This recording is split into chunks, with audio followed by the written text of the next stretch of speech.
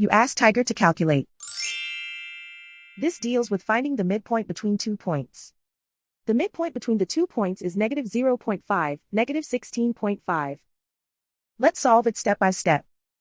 Plot the 2 points and calculate the midpoint using the formula.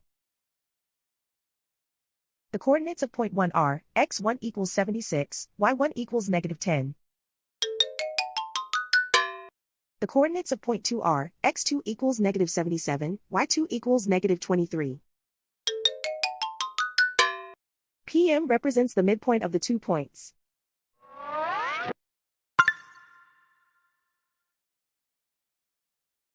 Use the x values in the midpoint formula to find the midpoints x.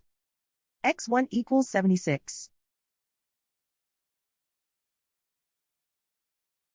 x2 equals negative 77. Simplify the arithmetic.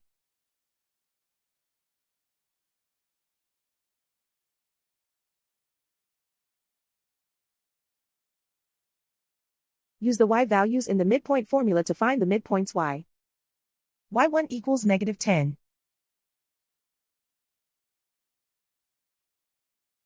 y2 equals negative 23. Simplify the arithmetic.